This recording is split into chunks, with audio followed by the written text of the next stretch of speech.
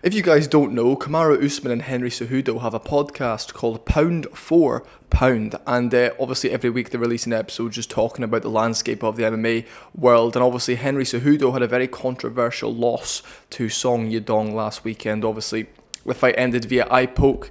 Obviously they went to a technical decision after Henry said he would continue, however then decided, nah, you know what, I can't see, fuck this, I'm not doing this anymore. And this episode was essentially Henry Cejudo's reaction to that, where he came out and he was very delusional, I must admit. Kamaru Usman and Henry Cejudo are two of the most biased and delusional people, I think, in the MMA community as of the last 5 to 10 years.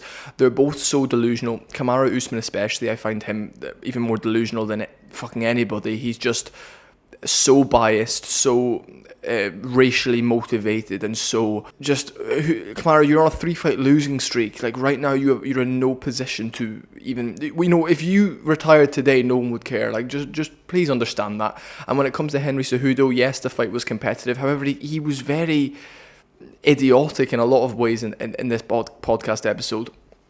And today I'm going to just basically sit and break down everything he said, and I just feel bad for him, man. I mean, I think he started off by saying, you know, it was a close fight. He had it 2-1 to him, which I kind of had it as well. You know, I had Song Yadong obviously winning the first and the third round. I would give Henry Cejudo round 2 in that fight. It was competitive. I'm not saying he went out there and was getting dominated, but, you know, especially in the beginning of round 3, before the eye poke, Song was starting to pick up the pace, and I think Cejudo wasn't looking to quit. He wasn't looking for a way out necessarily. He just said he was seeing double, and he was aware, you know, if I go back to the corner and I can't continue, it's going to go to a technical decision. And realistically, because of the third round, how it finished, Song would get the decision. He claims he was aware of that. However, he said, regardless of any accidental foul, it should be a point deduction, the first one you do. You know, if you're accidentally kicking somebody in the groin, you're still doing it. That's essentially what he was saying. And he compared MMA to basketball. He was saying that it should be judged the same way we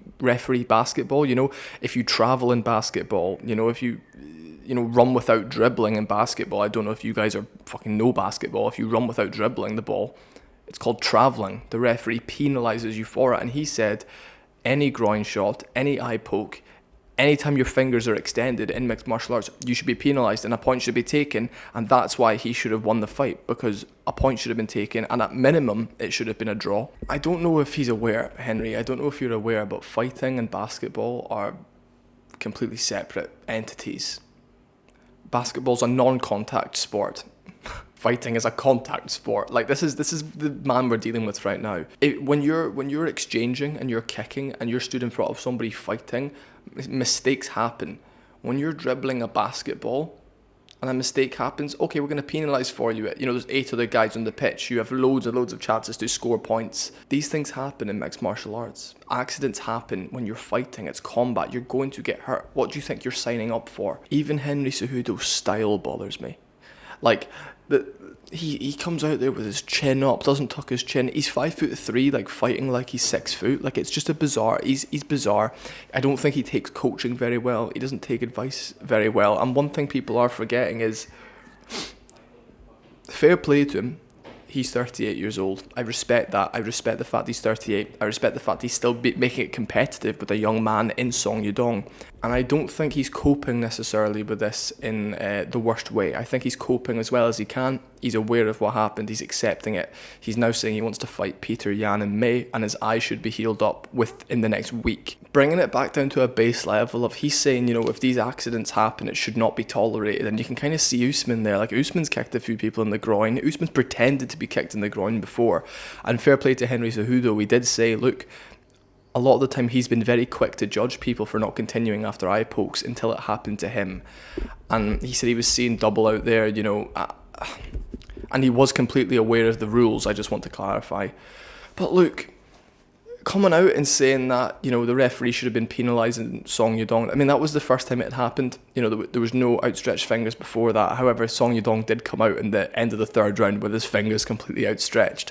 Almost like a mental game, I'd imagine, like just probably stealing the round. Obviously, Cejudo's now running away from the guy's fingers, which is just funny. Look, it's very, very convenient for Cejudo to come out and say, you know, rounds 4 and 5, I was going to put it on him the same way I put it on Marlon Moraes in those rounds in their fight. And look, understandably, that could have been his game plan. That could have been exactly what he was going out there to do. This video is essentially me just saying these guys are so delusional.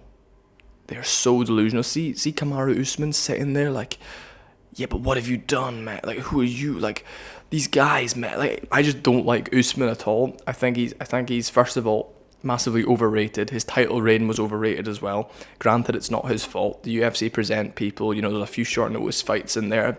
COVID happened. Blah blah blah blah. His Gilbert Burn wins was incredible at the time. His Masvidal win, his first one was boring. His second one was spectacular. The first Colby win was a fucking great fight. The second one was arguably a draw.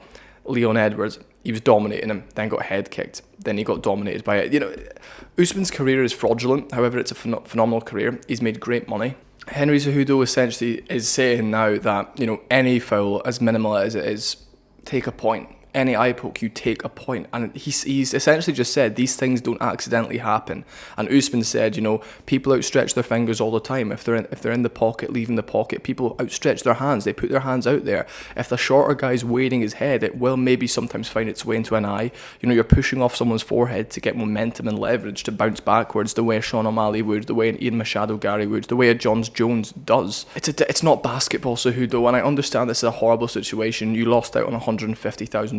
As he said on his podcast with Usman, but this is fighting, like this is, and it's shit, and I know no one can judge unless they've been in the exact same position as you, and a lot less of men would have quit a lot earlier in that fight. I'm not discouraging you for that. I think you're a phenomenal athlete. You're just so you're just so annoying, man. Like, you're just so draining, and like, dude, I can't see, dude. Like, and like the expressions and like the soy sort of like, dude. And I just think your fight IQ is extremely low. And I understand what you're saying in there about how you understand the rules and you'll take a loss but not a knockout. This is fighting, man. And I get it. I probably would quit as well in there. Like, this is the thing. I put that bad, conceding double. I'd probably say, yeah, look, let's take a no contest here. Don't be screaming at Jason Herzog saying that he should have taken a point. You know, a one-time accidental eye poke's bad. If it happens again and it's, you know, you're outstretching your fingers 100%, you're taking a point.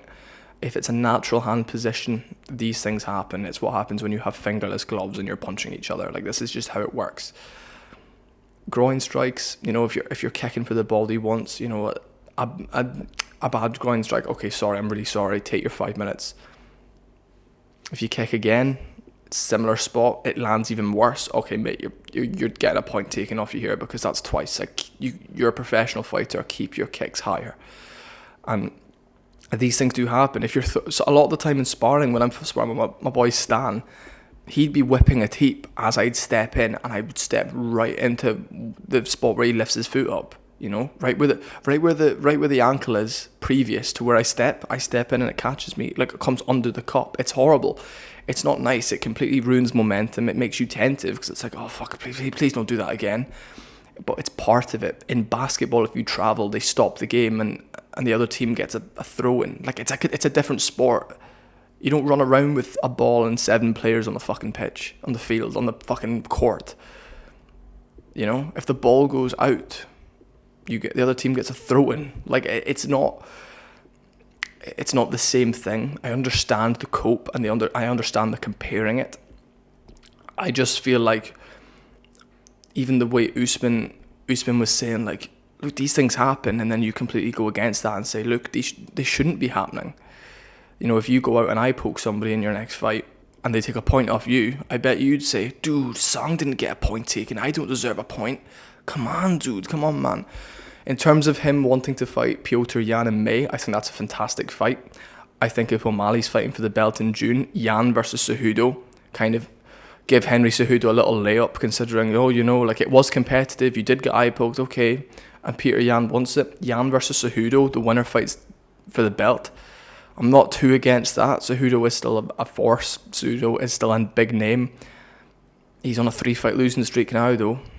I'm not really counting the Song Yadong loss, because any controversy around a loss, it's kind of like, the fans don't really give it the credit it deserves. It's a bit like when Vera beat O'Malley, but, you know, not as drastic as that. You know, it was, you know, oh, O'Malley's leg went numb, or, you know, when Jimmy Crute lost Anthony Smith, this type of thing. It's the fans see it more as like, oh, that's a bit frustrating, but I'm not going to put him down a peg. He's not going to lose any stock over this. And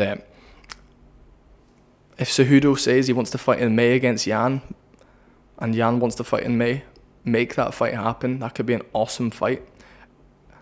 I know Yan's training. I know he's in camp right now in Bang Tao MMA out here in Thailand. So could be a very, very interesting one. It could be a very fun one. The winner would probably have massive title stipulations, I'd imagine, for November. I realistically, O'Malley and Merab are going to fight in June, and then the next bantamweight title bout will be probably November in MSG, and it'll be a headliner, which would be a massive thing for the bantamweight division. I'm praying O'Malley beats Merab and then Yan beats Cejudo. O'Malley Yan 2 for the title would be absolutely incredible. I actually think O'Malley would get that one done. Anyway, that's all I wanted to say. I'm just breaking it down. Cejudo has responded. Cejudo's come out. He's been very delusional. But yeah, this isn't basketball, as you know, my man. So just take it down a peg a little bit, yeah? Anyway, thanks very much, folks. Like, comment, and subscribe. And we'll obviously speak a little bit later on in the week about the whole situation.